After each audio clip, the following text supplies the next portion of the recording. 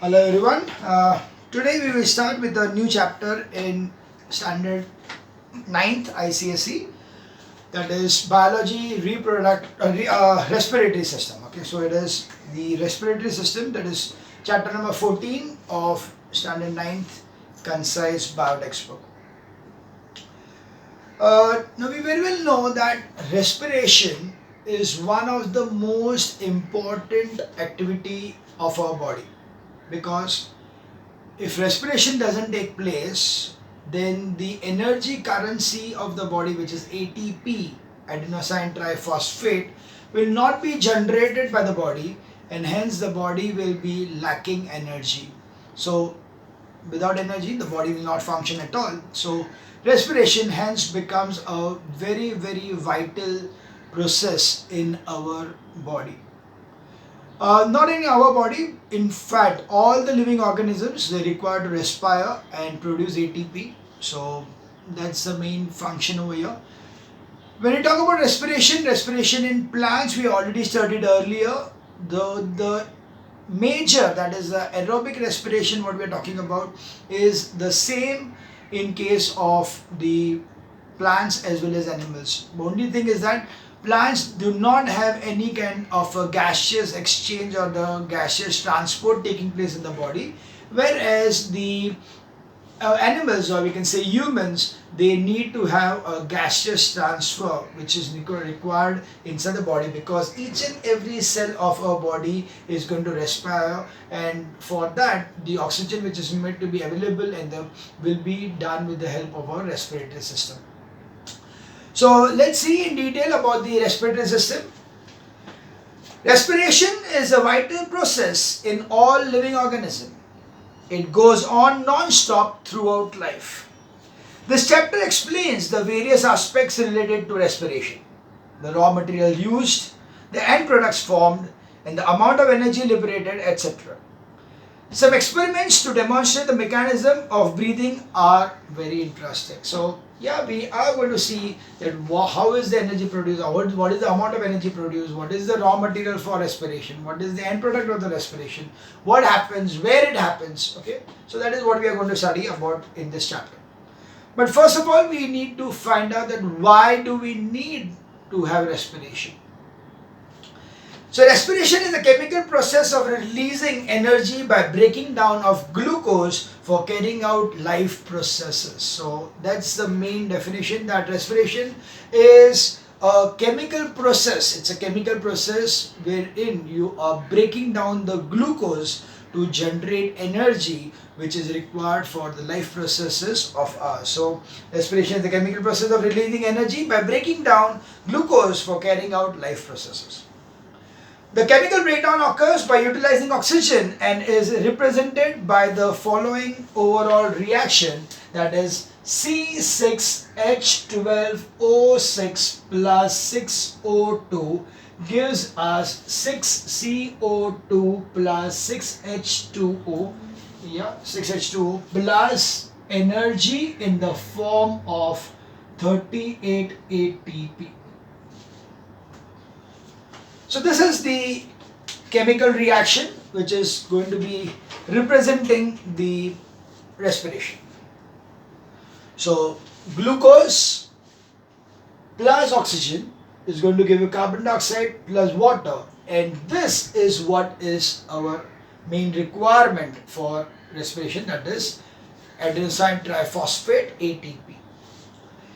There are 5 important points to remember about this chemical reaction in the respiration. First, this part of respiration yielding energy occurs inside the living cells, and hence it is better known as cellular or tissue respiration. Now, so whatever we do in the lungs, breathing in, breathing out, vagera, that is not respiration. The respiration is actually this reaction which is taking place in the cells or in the tissues of our body, and hence rightly can be said that this is the cellular or tissue respiration. The breakdown of glucose C6H12O6 to carbon dioxide and water does not occur in a single step but in a series of chemical steps. Some of these steps occur in the cytoplasm of the cell and some inside the mitochondria. This we had learned in the plants chapter, respiration in plants, that the respiration, that is the breaking down of the glucose into carbon dioxide, is not going to be a single step process. It is not like burning, it is going to be in multiple steps, and these multiple steps are going to be taking place in two places. One is the cytoplasm of the cell and second is the mitochondria. What happens in the cytoplasm is the glucose is going to get converted into pyruvate, and in the mitochondria the pyruvate is going to get converted into carbon dioxide, releasing the huge amount of energy. So that's why mitochondria is called as the powerhouse of the cell, because it generates the ATP for the body. Third, each breakdown step is due to the particular enzyme. So whatever breakdown is taking place, that breaking down is going to take place due to a particular enzyme. Okay, so that's the point number 3. Point number 4 is the energy liberated in the breakdown of the glucose molecule is not all in the form of heat, but a large part of it is converted into chemical energy in the form of ATP, a chemical substance called adenosine triphosphate. So yes, the energy which is liberated over here will not be only heat. There will be, of course, there will be certain amount of heat will be generated, but major energy change will be taking place will be in the form of ATP, that is adenosine triphosphate, which is a chemical compound which is used as the energy currency for the body. As you read in the case of plants, when the energy in the form of ATP is used, it gets converted into ADP, adenosine diphosphate. And again, when more energy is available for further breakdown of glucose, the ADP reconverted to ATP, and so it goes on and on and on. ATP is a sort of energy currency inside the cell. 1 mole of glucose on complete oxidation yields 38 molecules of ATP. That's why I written over here 38 ATP. So 1 mole, that is 1 molecule of glucose, is going to generate 38 ATP. Point number 5, the essential steps of cellular respiration are same in plants and animals. So that is about the 5 different very important points about the respiration in living organisms, or maybe you can also talk about just humans right now.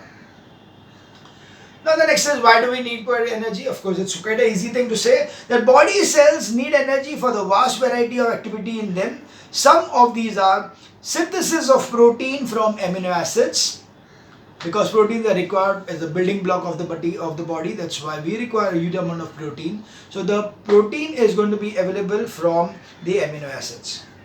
Production of enzymes. Yeah, we are producing a lot of enzymes for digestion, for many other activities of the body. So enzymes will be required. Contraction of muscles for movement. So muscle movement, it will require energy. Conduction of electrical impulse in the nerve cells. The nervous system will require energy because it requires to transfer the impulses from the sensory organ to the brain or the spinal cord. Production of new cells by cell division. Yeah, you need to produce new cells for worn out cells, or for, that is basically for growth, repair or replacement. And in keeping the body warm, in warm-blooded animals, birds and animals, so the mammals. So birds and mammals, we very well know that they are a kind of body having the body temperature will be higher than the outside temperature. Normally it is at a particular level, like we humans are at 37 degrees Celsius. So irrespective of the outside temperature, we are going to maintain our body temperature at 37 degrees Celsius, and that's the reason we are, to keep our body warm, we are using the energy. So that's the need for energy.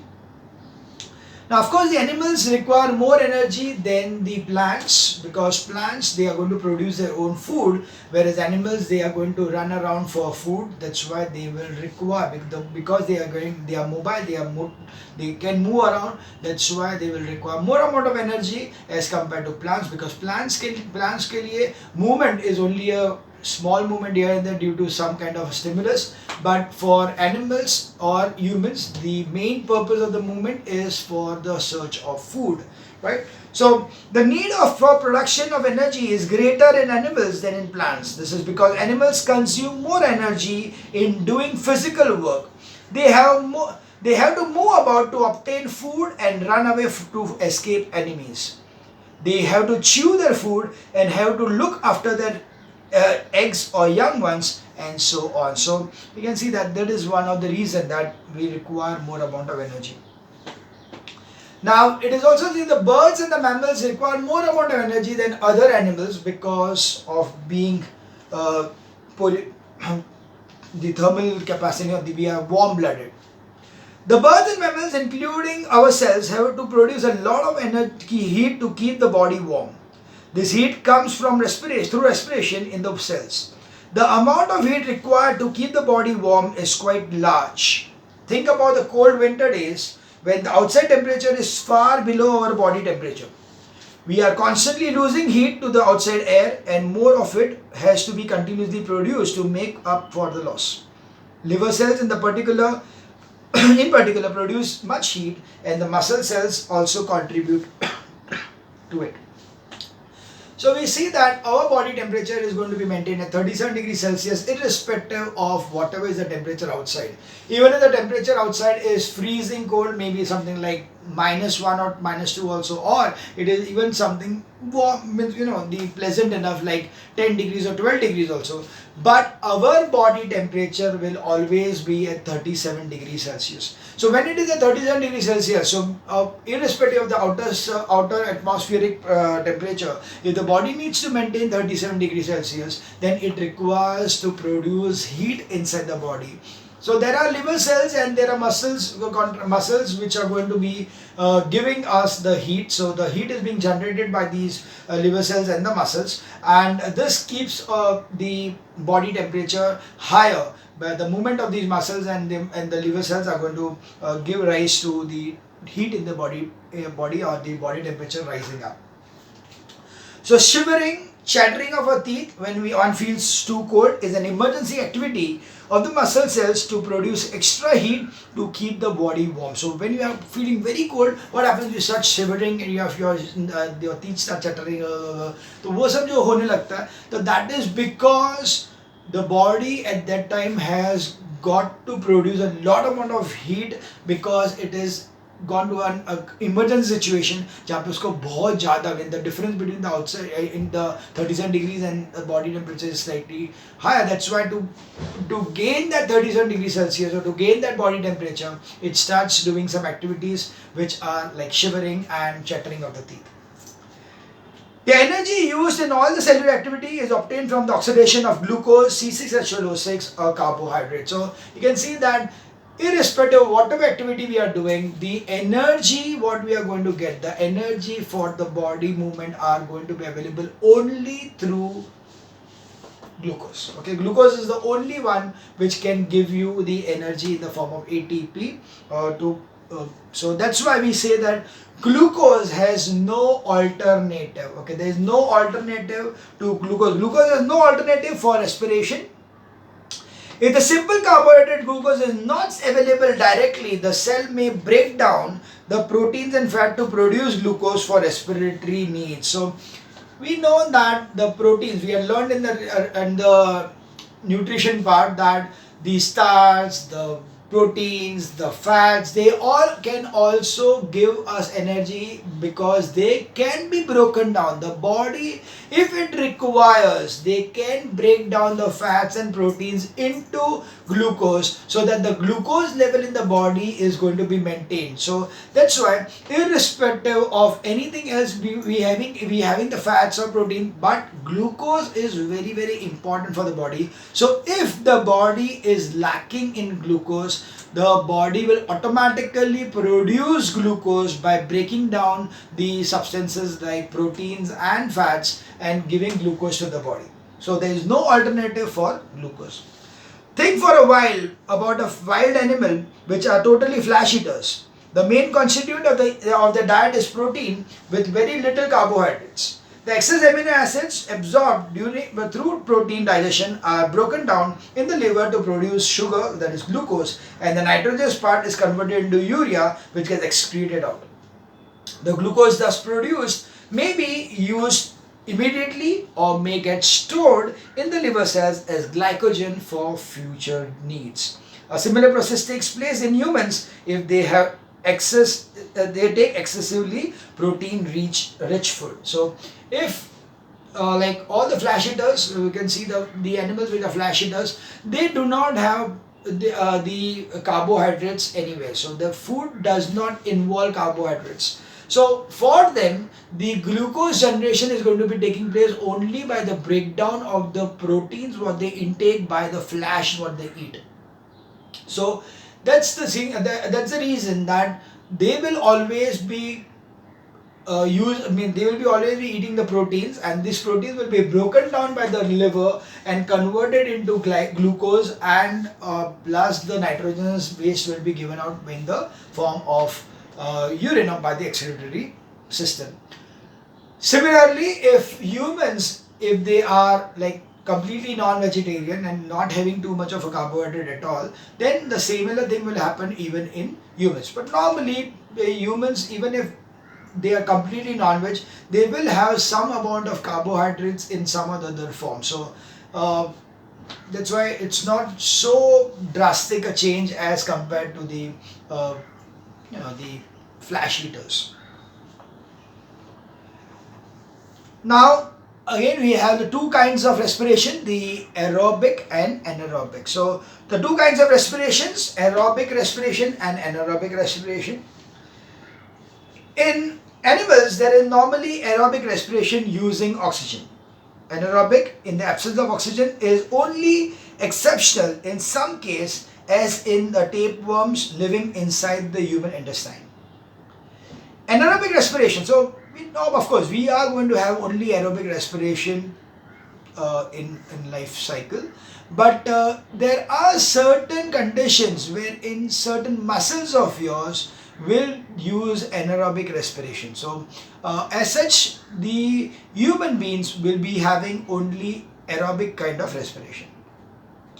So anaerobic respiration may occur even in our own body in a vast working skeletal muscles temporarily. So if by chance a person is doing some drastic work, okay, something which is really very tiring, and where the muscles are continuously being stressed out, in such a case it may happen that the muscles may not be getting enough amount of oxygen, and that's the reason the cells of the muscle may not be able to develop the proper breakdown of the glucose, and they will not be able to produce ATP, but they require ATP. In such a condition, the glucose is going to be broken down by the muscle cells partially, or we can say incomplete oxidation or incomplete decomposition of the glucose would take place in that case, and in such a condition the ATP generated will be very less, and the end result will be that it produces lactic acid. So it is going to be that C6H12O6 in absence of oxygen is going to break down to lactic acid. So this lactic acid which is going to be produced is going to be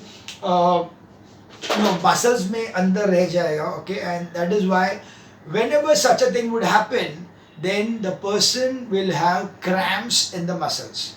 This normally is an example when somebody runs a marathon or swims for a very long time. Okay, so when he is doing some activity which is going to go for hours together, continuous activity going for hours together, not like playing a cricket match for the whole day, that is not going to give you any kind of anaerobic respiration. Even the football matches and all are very small, they are very short durations. So any particular game or any particular thing wherein it's a continuous strenuous work for a long hours of time, in that case with the possibility that so normally I could give an example for the ultra marathons and cyclings, and so where the person is running for 5 hours, 6 hours, and so on.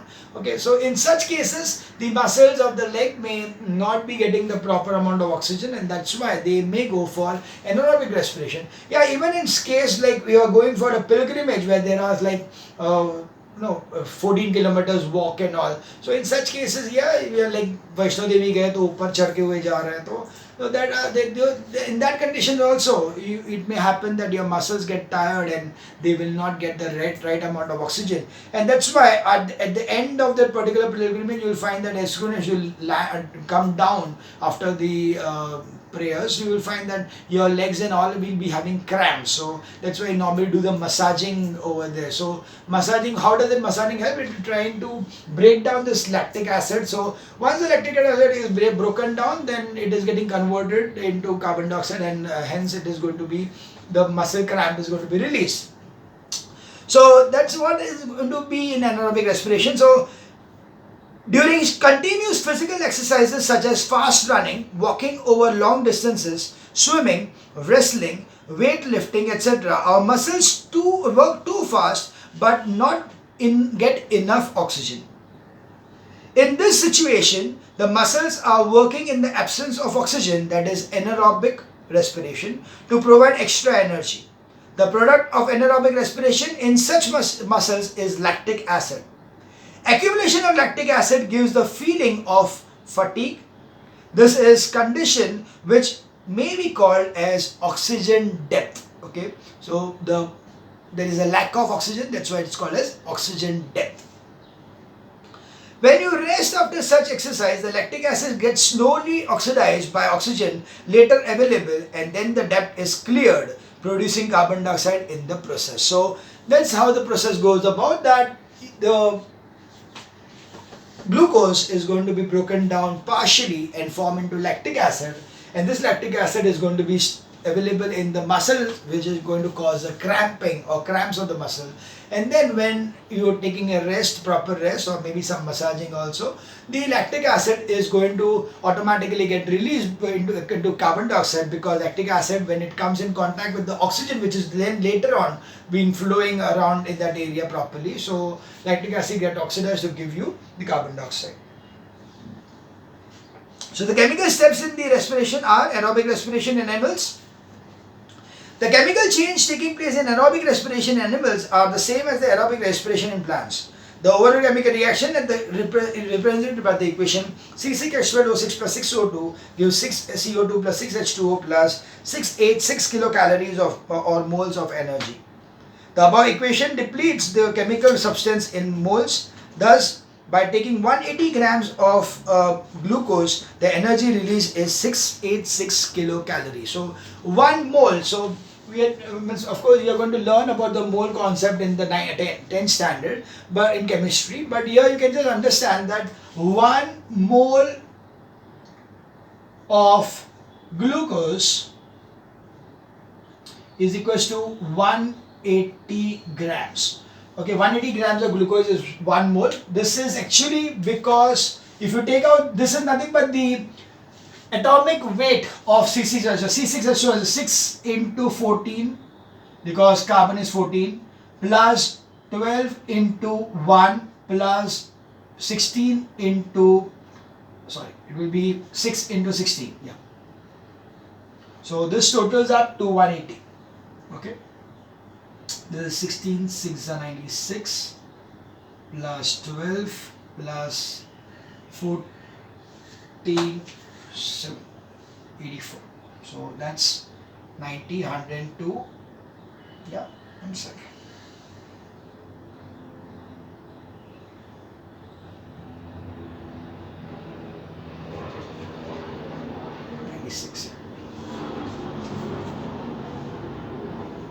Yeah, so 6 and this will give you as 900, 180.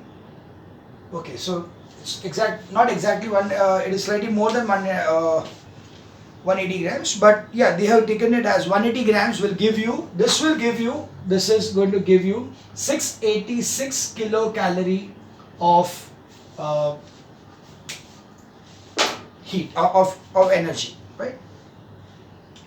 In the above equation, we represent the energy in the form of ATP. So that is C6H12O6 plus 6O2 will give you CO2 plus 6H2O plus 38 ATP plus 420 kilocalorie.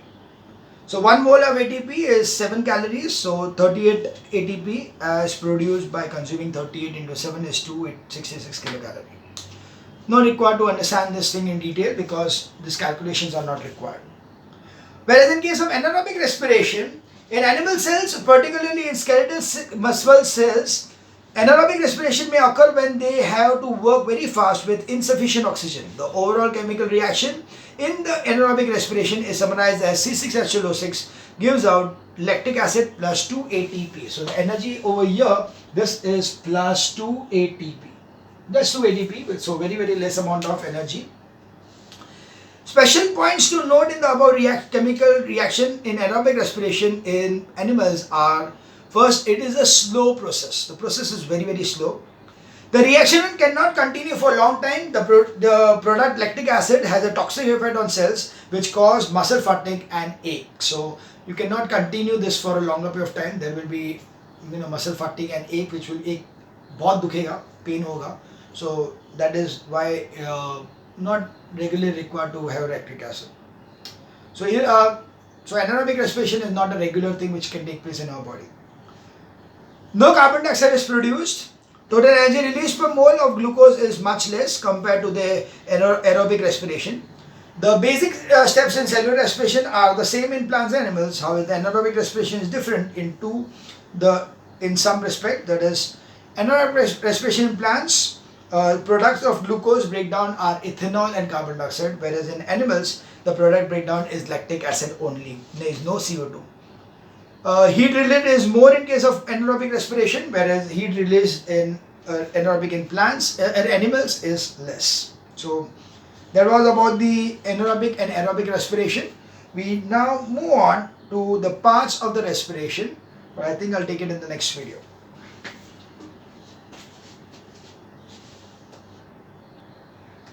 Yeah, just to clear up on this point, it is the carbon is 12, so this is 72. And that's why this totals up to 180. Yeah. So the 180 grams is nothing but one atomic mass. The mass of one molecule of glucose is 180 grams. I thought so because normally it is going to be such that 1 mole likha hai, so it is always this way.